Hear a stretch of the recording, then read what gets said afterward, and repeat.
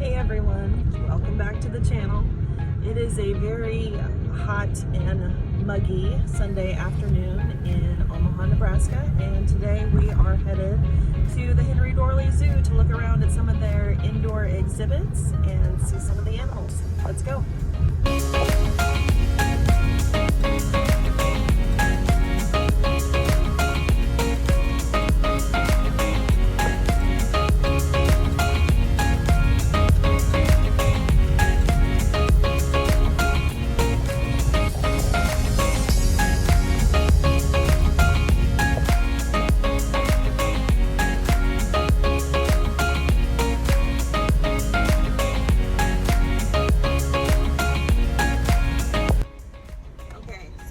Zoo and we're parked, and as mentioned previously, it is super duper hot outside and very, very sunny. So I'm gonna go ahead and put this on, my little nugget, if I can get it on here.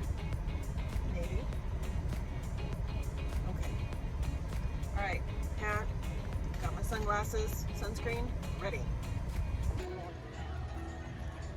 Today at the Henry Dorley Zoo, I'd like to take you on a quick walk through the lead jungle, which has been off display for visitors for over a year as they made some necessary repairs to the roof.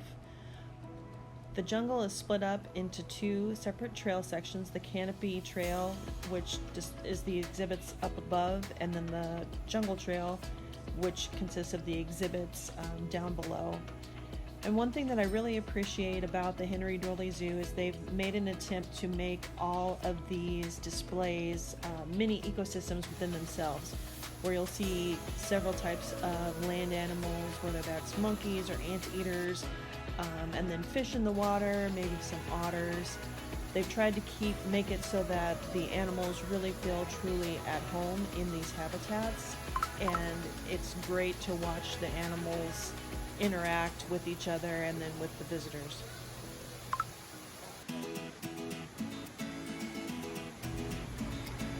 So I'm starting out my visit today at the lead jungle on the canopy trail, which is, as I mentioned before, up above. This trail takes you through several exhibits where primates are the main focus of most of these displays, again with some other animals down below. The canopy trail is paved, so it's a nice even walk where the jungle trail down below is not. And here's a shot of the jungle trail below. Lots of folks down on the path. Really busy day at the zoo. One thing that is probably unique to the lead jungle is this large colony of bats that lives here in the jungle, and they are free roaming, meaning they just fly wherever they want to about the exhibit. That's not to say that they're dive bombing people throughout the day, but be aware that there are bats on display here, and they get to do pretty much whatever they want. This is one of my favorite displays at the zoo. I love these sea otters. You can see one there to the left-hand side of your screen, and there's another one down towards the bottom. And usually these guys are very playful. They have lots of toys in their exhibit, so they can get a lot of social interaction with each other, and they're really one of my favorite parts of the zoo.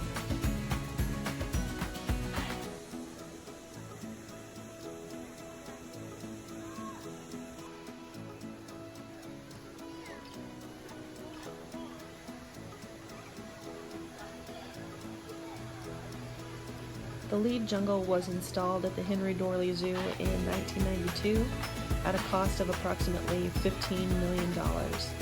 The zoo spends probably at least that much annually just on upkeep of the interior of this complex.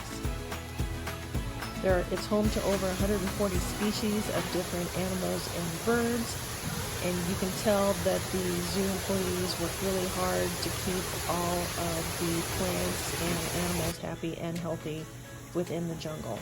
There are even waterfalls on display as part of this exhibit. This shot here is from behind one of the mini waterfalls at the lead jungle.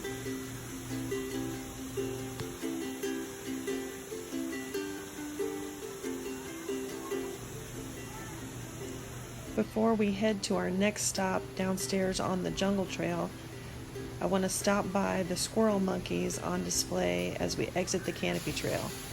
These little guys have been a fan favorite for at least the last 3 years at the zoo because they're always very active in the daytime and really fun to watch.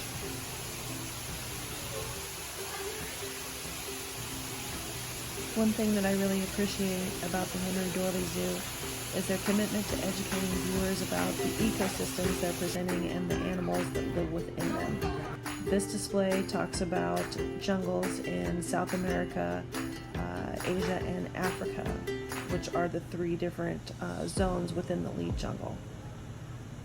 Walking out here onto the jungle trail, we're going to start out in Africa.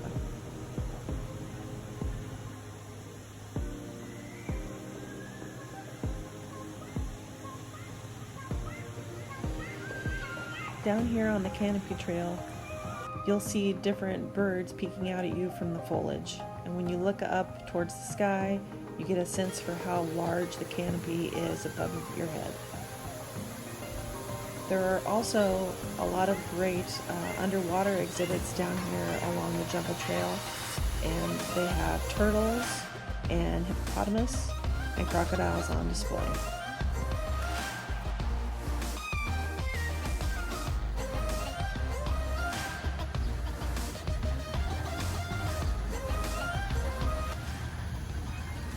Now that we're back outside, my original thought was to take you over to the Scott Aquarium to walk through the different aquatic exhibits that we have here at the zoo. But as you can see, it is an extremely busy day at the zoo, especially for the indoor displays where people can be in the air conditioning. So I'm changing my plan and we're going to look at some animals outside today. First up is the okapi.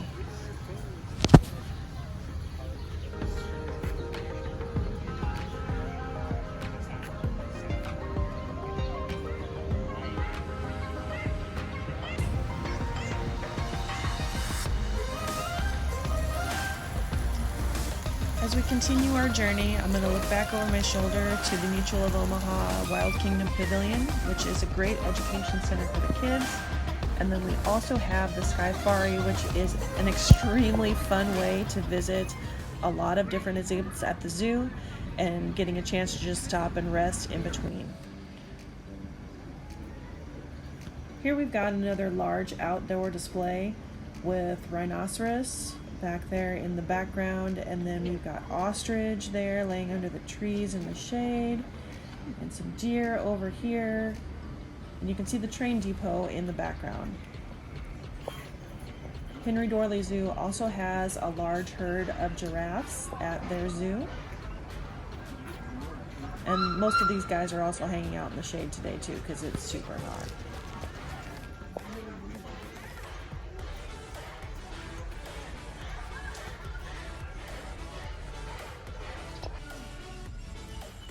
The herd at the Henry Doorly Zoo has 10 giraffes, 2 males and 8 females. And one of those females, Zola, became a first-time mom earlier this year in March of 2023 when she gave birth to a baby female giraffe calf. The calf was named Hope about a month after it was born, and Zola and Hope are hanging out in the giraffe barn today. And there's Zola up at the fence, and Hope is in the background over there. You can kind of see her way at the back. One thing that the Henry Doorly Zoo does an excellent job with is having staff on hand to give visitors more information about their animals, which gives a richer experience to visitors. When you're here walking around with your family, you can hear about different facts that you might not have known about some of the animals at the zoo.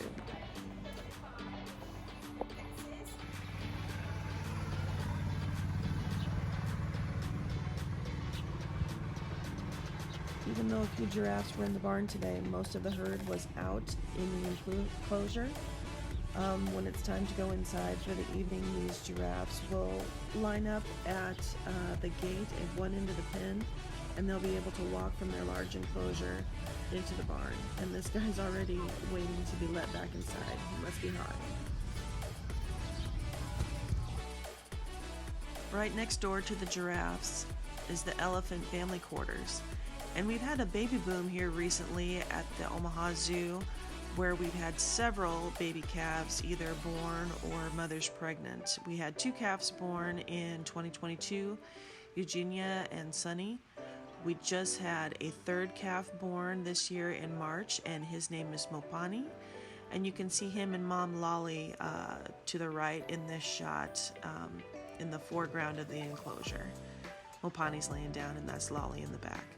We also have another female that is pregnant that will be giving birth later this year, and a 5th baby calf will be born in early 2024.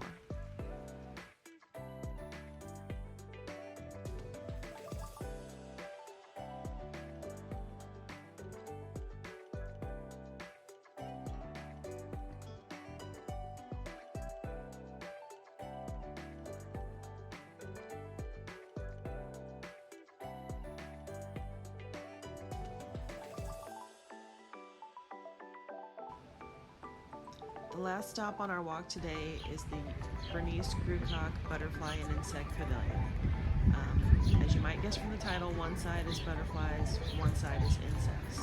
Hours for the pavilion are 10 to 5 p.m. daily. Watch me almost walk on the wrong board here. It is pretty busy today, so there's lots of people in the pavilion with me, but you can see from the moment I walk inside, the butterflies want to land on you. I've got on a bright blue shirt, so I don't know what I resembled, but there were several butterflies that were trying to land on me throughout my walk through the pavilion.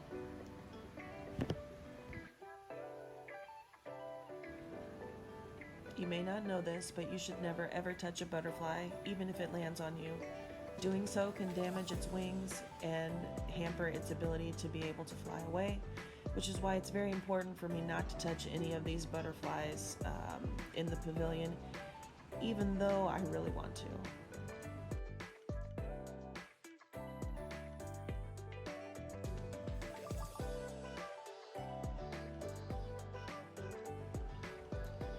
There are also a few birds that make their homes at the Butterfly Pavilion, and this little guy was very interested in me. I don't know what it was about my phone or what I was wearing, but he was very interested to see what I was doing, and he's super cute, so I thought I'd include him in the video.